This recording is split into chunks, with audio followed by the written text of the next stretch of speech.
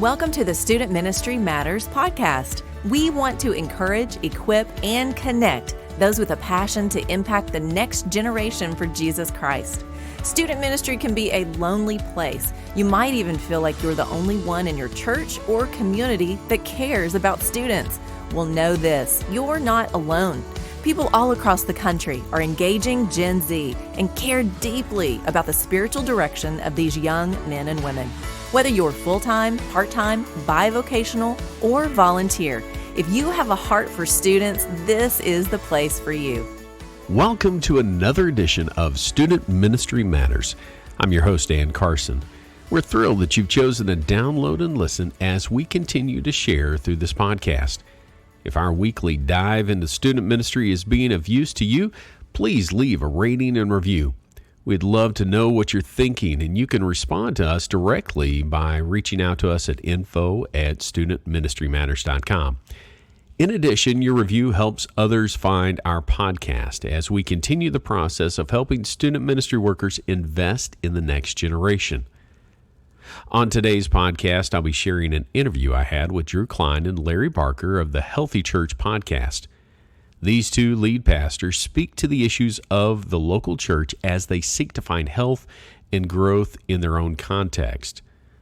These are good men that I'm proud to introduce to you. And today they'll be sharing what it is they're looking for in a student pastor. Drew Cline has served churches around the country for over 30 years. The majority of his ministry has been in worship and in the creative arts. He became the lead pastor of Temple Baptist Church of Little Rock in October of 2016 and led the transition and replant of South City Church on Easter of 2017. He's been married to his wife Lori for over 26 years and has two little girls, Daisy Jo and Jovi May.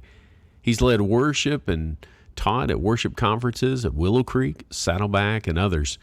Drew was the lead singer of New Song in 2006 and 2007, where he was nominated for a Dove Award with The Christmas Hope. Larry Barker has been in full-time ministry for over 40 years. He and Shelby have been married for 42. He's been pastoring, planting churches, and being a missionary to Romania. He's worked with BMA Mission since 2005 and is presently the Director of Church Planting and Church Health. He also has the privilege of pastoring Cornerstone Baptist Church in Jacksonville, Texas.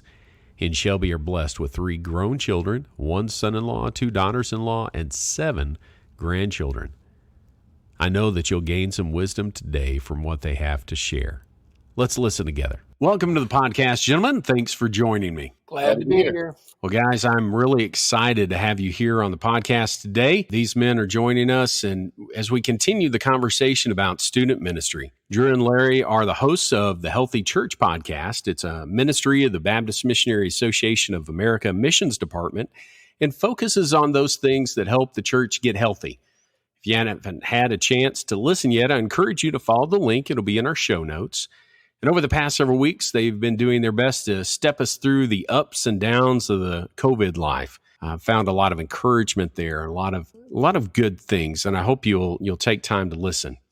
Now, each time I record with my co-hosts, Chris Vines and Micah Powell, we try to answer a random question of the week. It helps our listeners get to know us a little bit better. And one question and answer, though, isn't really enough to get to know someone. So I'm going to ask for 3 things that you might share with us that you wouldn't find in that normal bio.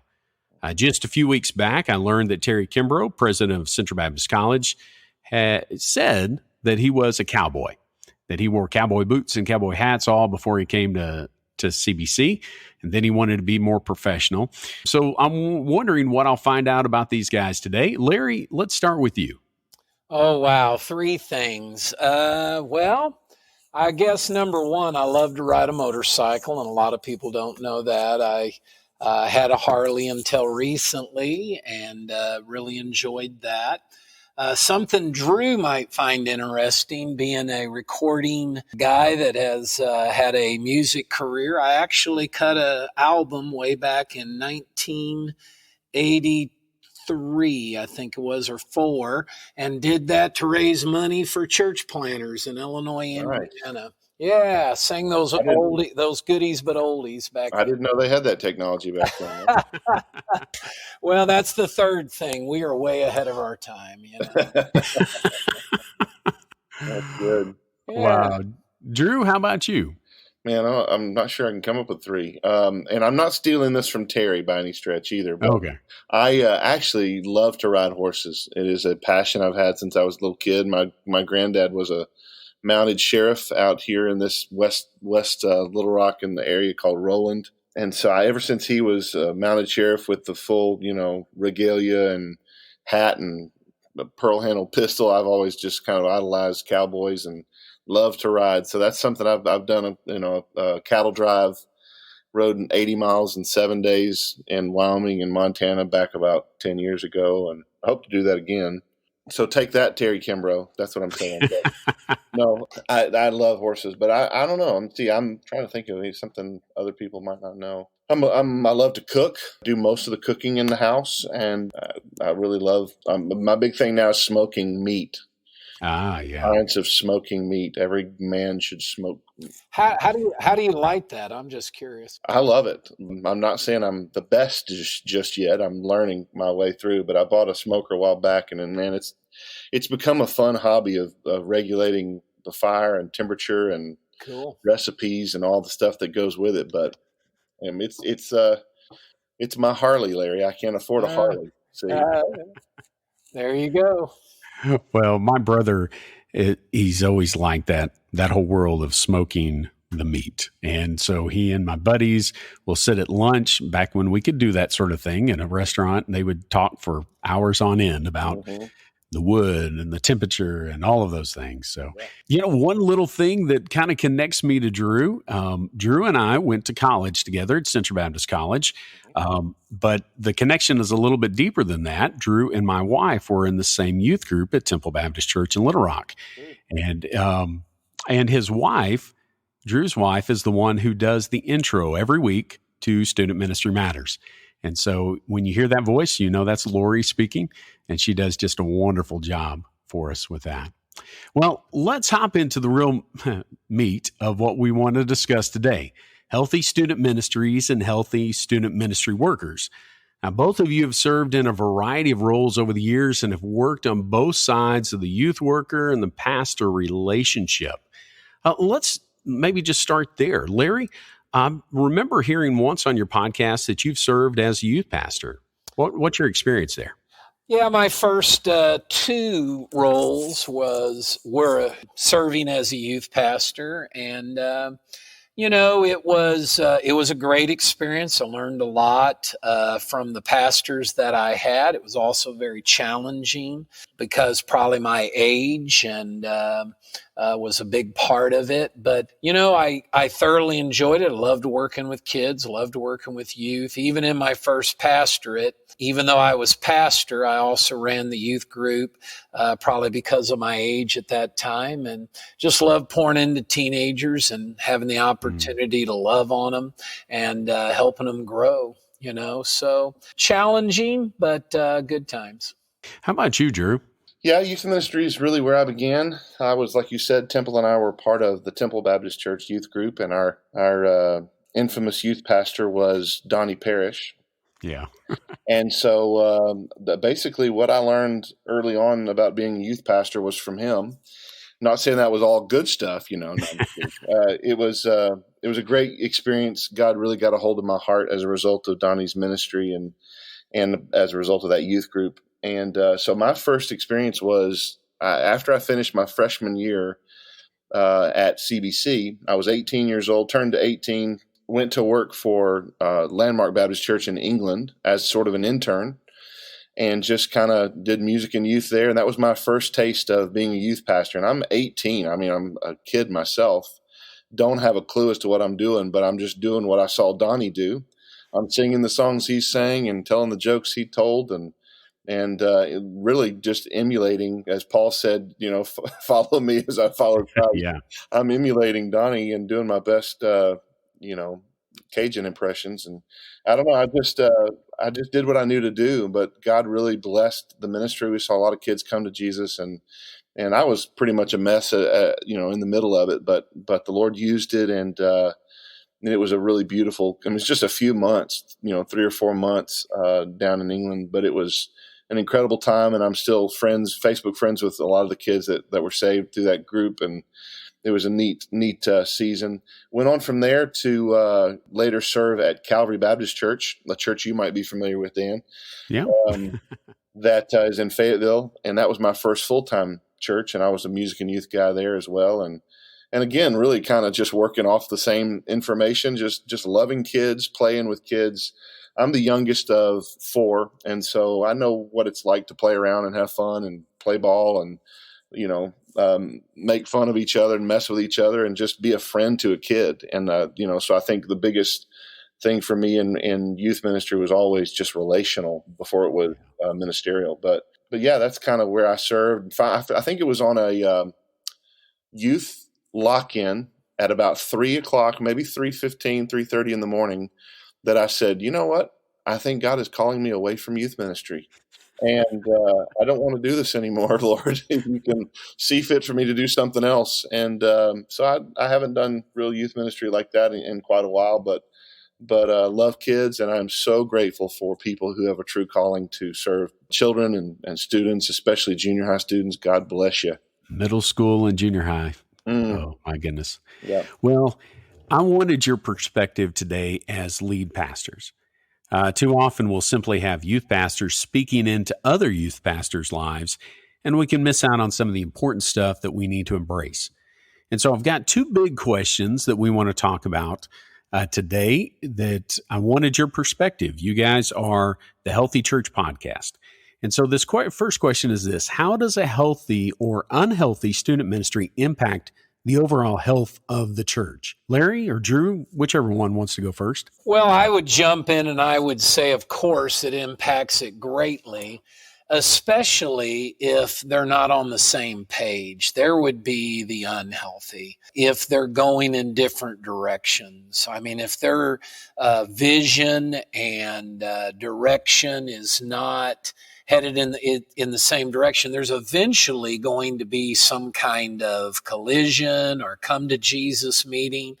And so I would say bring somebody in that has a great passion and a heart, first of all, for Christ. Secondly, for that church, and is in agreement with the overall vision.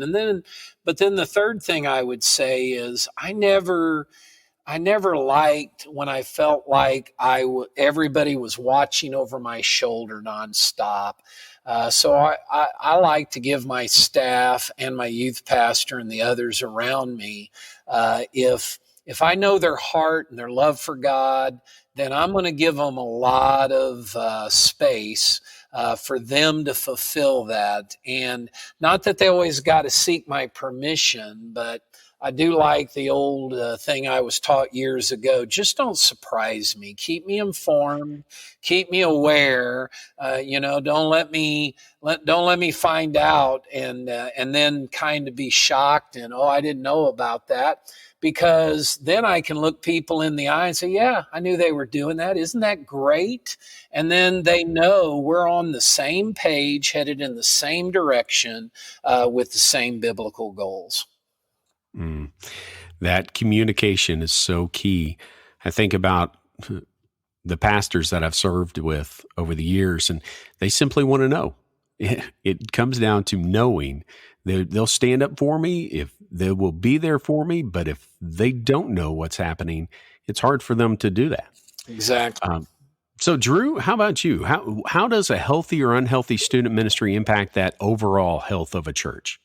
Well, I think Larry really hit the nail on the head. I think there's got to be a clear understanding of the DNA of the church, how we see as a church, how do we see the family being discipled? This is a family conversation more than just a student ministry conversation. For too long, we have compartmentalized discipleship in the church to be, youth ministry, children's ministry, men's ministry, women's. It's like, no, it's got to really start in the home. I remember a dear friend of mine told me one time that they really were frustrated that one of their children didn't really value the youth group, and they didn't feel like they got the discipleship they needed. And I remember saying, well, that's your job, not the youth pastor's job, right?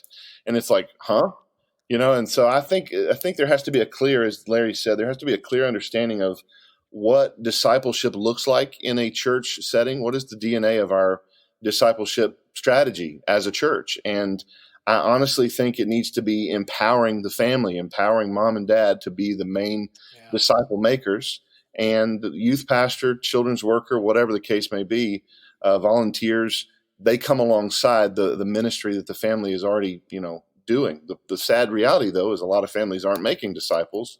And so that leaves the youth pastor kind of to the soul work all by himself. And I think it can help or hurt for sure. I mean, one of the famous phrases from the church that I serve here back in the day when it was Temple Baptist Church, Brother Richard Walters told my brother-in-law, Stephen Carroll, he said, I'm going to give you some rope.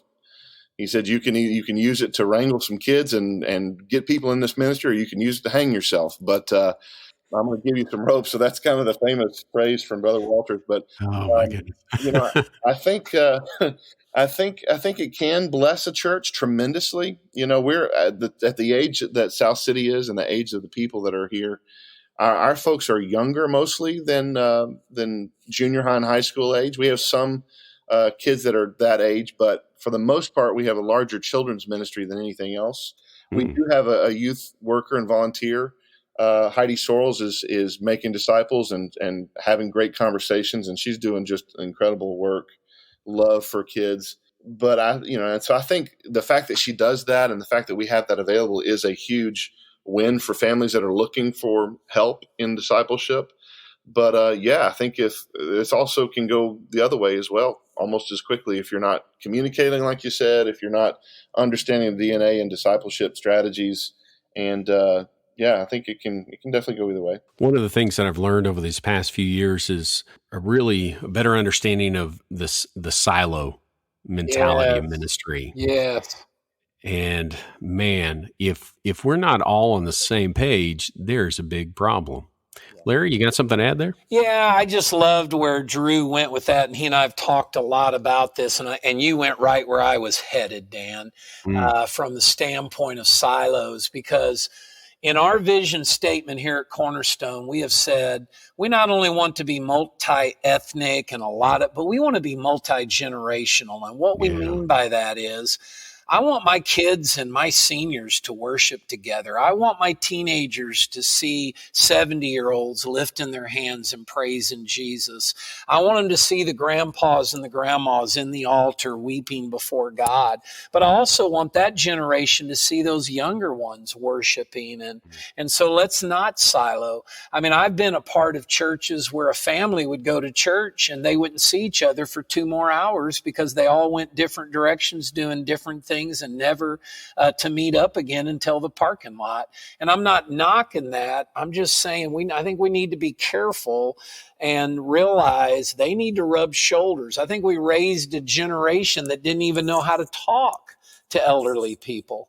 And didn't know what to do when they saw them. And I don't think that's healthy. I wanted my kids to understand you open the door for them and you talk with them. And I got many compliments when my kids were 12 to 18 that they would come to me and they would say, man, we love talking to your kids. And I said, and I'd go, really? and I said, why would you say that? And they would go, because they actually are willing to carry on a conversation with me. And I think sometimes we've created that unhealthy issue in the church. We didn't mean to. Nobody set out to do that. Well, but if we're not careful, as we grow in size, one of the things that I've seen, or a lot of times and I don't want to, as you say, knock those churches, but absolutely, as you have a very large church, you have a youth worship time and separate. And one of the most segregated hours of America is that maybe that 11 o'clock hour. I know that's not what everybody worships at, and we're not talking about race or culture. What we're talking about are ages. Yeah. And I know that there was a potential with my family, even at the last church I was at, there was the potential that I might not worship with my family at all. If my kids were helping with children's church when they were in high school, or if they were involved in the nursery, if they were serving, Sunday nights we didn't worship as a body, Wednesday nights we didn't worship as a body. So I had to be very mindful of those things. Yes. Because I wanted my kids, just like you, Larry, I wanted them to be able to talk to adults, to communicate, and now they do that. Now they're both ministry minded. They love seniors. They love adults. Some of the most impactful relationships that my daughter Kat had at Temple Baptist Church in Rogers was with ladies that were 15 years my senior. Yep. Because they just loved on her, and she talked with them. And if you know my daughter, she can talk, and she found some people that would listen, and that's all it takes is listening. So, wow, I wanted your perspective, guys, because it is vital that student ministry workers, that our listeners understand what a pastor is thinking. You know, as a pastor, what are you looking for in a student ministry worker? Let's say you are a college student and you're listening to this and you're thinking, okay, well, I'm going to be getting out of college soon and I'm hoping to serve full time in a church as a student pastor. Well, what are those pastors looking for? Or you are somebody who loves students and you just want to volunteer at church, but well, what is the pastor really looking for? And I know you don't speak for every pastor out there, but our listeners need a better understanding of the pastor's mindset, because we need to seek to invest in those full-time, part-time, bivocational volunteer student ministry workers. That's what we do as Student Ministry Matters. So if I aspire to work with students, what are some of those things that I need to be to lead a healthy student ministry in a healthy church? Yeah. Dan, I'll jump in here. Several years ago, I was a part of a church outside of Houston in Kingwood. And I had never seen a youth ministry that wasn't like, I always use the term like blowing and going. It wasn't like the noise making, loud music, crazy, fun youth ministry. It wasn't that at all. And I remember looking at it going, man, I can't believe they have any kids here. And they actually did. They had a good sized youth group. But the youth pastor, who's still a dear friend of mine, his focus was discipleship. It wasn't on, and I think what's interesting is a youth ministry is really going to be a reflection, a small little microcosm of what the greater church's vision is for discipleship. So if the big church is trying to do a big show on Sunday, then the youth ministry is probably going to try a big show on Wednesday night or Friday night or whatever the case may be. If the big church is a disciple-making community, then the youth ministry is probably going to be a smaller microcosm of a disciple-making community. So what I'm looking for in people who love kids and want to serve with kids is I'm looking for disciple makers. I'm looking for people who love kids relationally. They're not awkward around kids, and they make discipleship fun. Yes, I'm not saying don't have fun and be silly and play loud music. Anybody that knows me knows I love all those things. But the focus is going to be on helping kids become more like Christ. And sometimes we can I just came up in the youth ministry era of goofy songs and, doing whatever it takes to make kids laugh and hopefully come back. And I think I feel like, at least for our church and for me, I'm really kind of way over that. Like, I'm not sure which plates need to spin this week or next week in order for you to think that we're cool enough for you to come back. So instead, I'm just going to lift up the name of Jesus. And I'm going to ask our youth people to do the same, to build real relationships with kids. Because just as you were talking about Kat and how she connected with older ladies, I think that's what kids are looking for. They're looking for real relationships with people who love them. They're not superficial. They're genuine.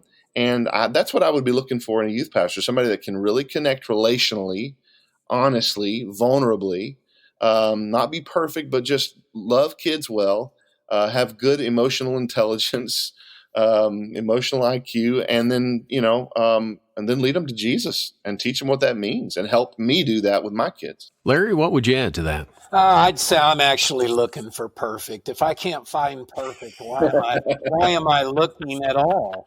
No, he does a radio program, Larry. I don't know. Yeah. No, I loved what he said. As leaders, and we're talking health, what people need to see more than anything else is we are deeply in love with Jesus. So when I'm looking for any staff, I'm looking for someone that you can tell they're walking with the Lord. And then I'm looking for humility. Someone that's humble, hasn't arrived, and that's in all of us also. But I'm looking for someone that's going to be loyal from the standpoint of, man, I'm here to glorify Christ and uplift the name of Jesus, and do that in the context of the vision and the overall direction of this church. And then the last one kind of ties to the other two. I'm looking for somebody that's teachable. I've been doing this over 40 years, and guys, I'm learning every day. Somebody's speaking into my life and mentoring me either through a podcast or through an online sermon, or through mentoring me through a book I'm reading. And so those are the things I'm looking for, and then just want to disciple in the way that Jesus called us to do it. As I think about what you guys have said, neither one said you want somebody who has all the answers. You want somebody who is humble, who is teachable, who is ready to go, okay, what's next? Let's follow Jesus. Let's make some disciples. Absolutely. And that is, man, that's powerful stuff. I talk with students who are in college that are looking ahead at being student ministers, student pastors, and they've gotten a lot of answers from school. And if we're not careful, we can go into those churches thinking, I've learned the latest and greatest and I'm ready to go. But I've been humbled a lot over the years. And I just realized that I just need to lean on Jesus and show students Jesus. Well, gentlemen, I just want to thank you for being with us today. If someone's wanting to learn more about the Activate program and process that's about having a healthy church, what's the best way for them to do that, Larry? HealthyChurchPodcast.com. We also have Healthy Church Podcast Facebook page, and they can email us at info@HealthyChurchPodcast.com. The Activate program is an initiative of the Baptist Missionary Association of America Missions Office, that it's all about getting churches healthy. But you don't have to be a BMA church. If you are listening to this and would like more information, be sure to reach out to that info@healthychurchpodcast.com. Larry and Miss Heidi that Drew mentioned will get you the information that you are looking for. Drew, if someone wants to get in touch with you and learn more about the ministry of South City Church where you pastor there in Little Rock, or about any of the other things that you've experienced or shared today, what's the best way for them to find you? Yeah, you can check out our website at southcity.org, and you can, of course, reach me. Email is dcline@southcity.org. And just shoot me an email and we'll hook up. Thanks for joining us today as we've continued the conversation about student ministry. I'm just so thankful for Larry and for Drew, for God's blessing on their ministries and their families, and just for them to be a part of my life. I've known both of these gentlemen for many years. As I mentioned before, Drew and I had the chance to go to college together. I can't even remember when I first met Larry. I just know that he's been a part of our work and been such a faithful, powerful impact on so many lives. And I just thank God for both of you. Well, let me just tell you, keep striving to be the man or woman God has called you to be, because student ministry matters. Thanks for listening to the Student Ministry Matters podcast. Get connected at studentministrymatters.com or follow us on Facebook and Instagram at Student Ministry Matters. Until next time, keep up the great work with your students, because the work matters.